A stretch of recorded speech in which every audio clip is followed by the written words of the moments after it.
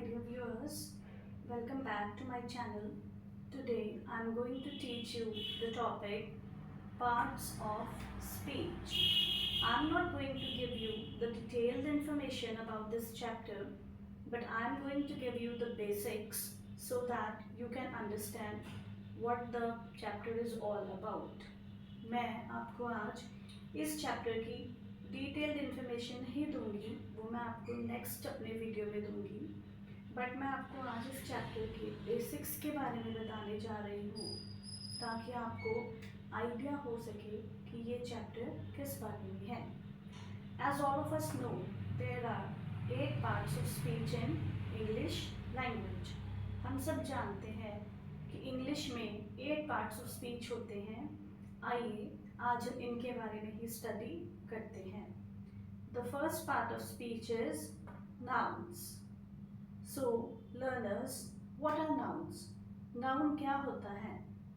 They are naming words. Nouns वो words होते हैं जो हमें किसी के नेम्स के बारे में बताते हैं. Noun is the name of a person, a place, an animal और अ thing or some quality. Example: Raju, Chandigarh, dog, chalk, sleep, death, etc.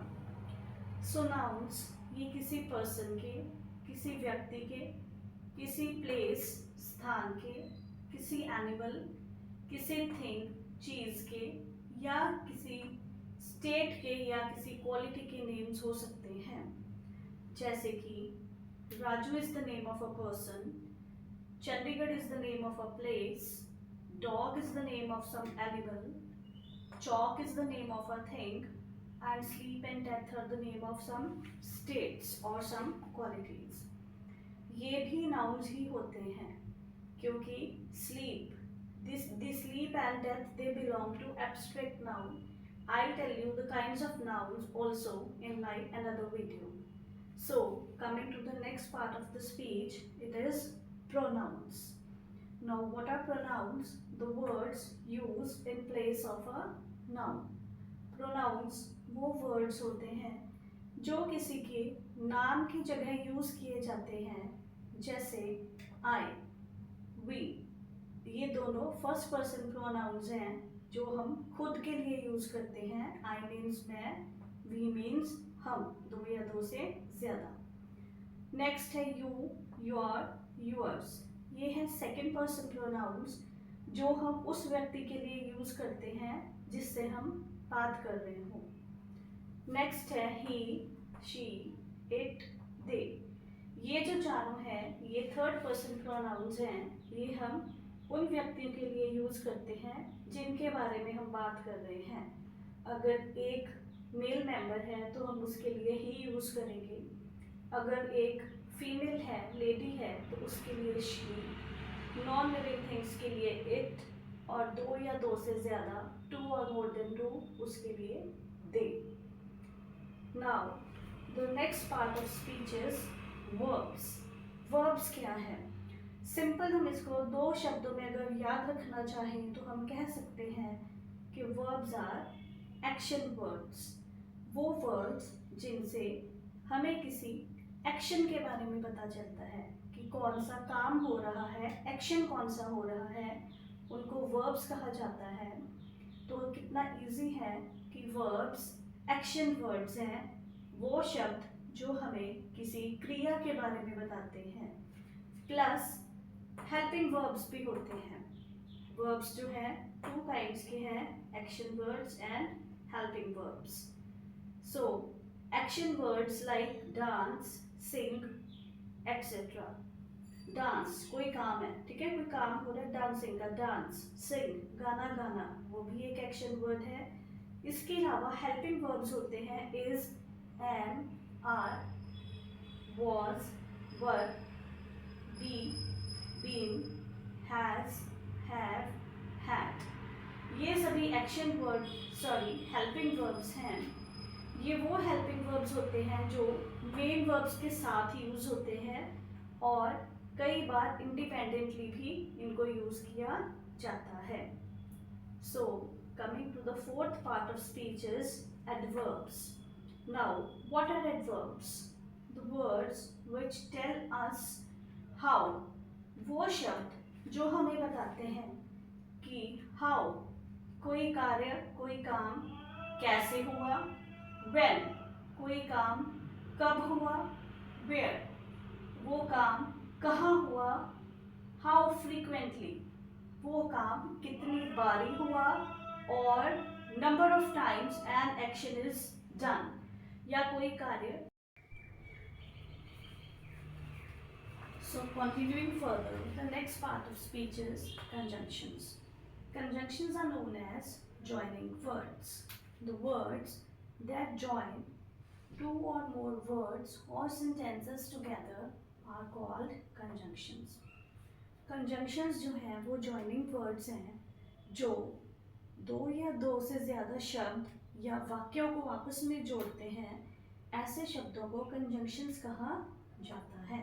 For example, and, but, because, or, so, etc. ये सभी जो words हैं ये conjunctions हैं because they are used to join two or more words or sentences together. So continuing further, the next part of speech is prepositions. So what are prepositions? They show the relationship between nouns or pronouns and other words in a sentence.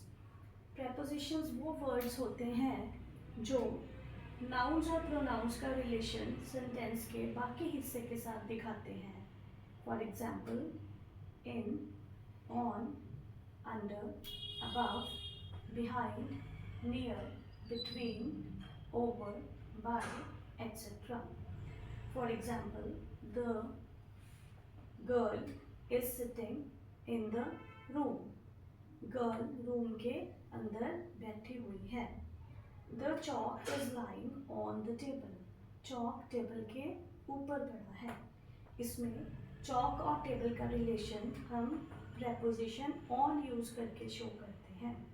Next is the cat is sitting under the table.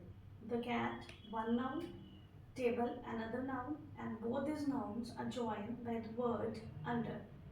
बिल्ली table के नीचे बैठी है.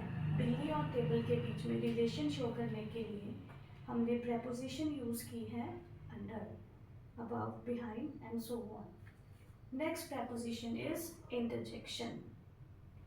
What are interjections? Words expressing some sudden feelings. Example, alas, hurrah, wow, bravo. ये सभी words interjections हैं और इन words के पीछे हमने साइन ऑफ एक्सक्लेमेशन यूज़ किया है जिसको हम एक्सक्लेमेटरी साइन भी बोलते हैं, क्योंकि जो ये वर्ड्स हैं ये हमारे मन में उठ रही सडन फीलिंग्स को एक्सप्रेस करते हैं, इसलिए इनको इंटरजेक्शंस कहा जाता है. For example, alas he is no more, कि उसकी डेथ हो गई है. लास बहुत दुख की खबर है. Hurrah, we have won the match. Hurrah, हमने मैच जीत लिया है. Wow, the ice cream is so delicious. Wow, ice cream बहुत टेस्टी है. Bravo, we have won the match. Bravo, हमने मैच जीत लिया है. ये सभी जो वर्ड्स हैं हमारे मन में उठ रही सडन फीलिंग्स को एक्सप्रेस करते हैं, इसलिए इनको इंटरजेक्शंस कहा जाता है. सो आओ अब हम इन्हें रिवाइज करें. Joining words, conjunctions. Words showing relationship between nouns or pronouns and other words, prepositions. Words expressing sudden feelings, interjections. So that's all about parts of speech. Hope you have liked my video. If you have liked my video, please do subscribe to my channel. Thank you. See you again in the next video.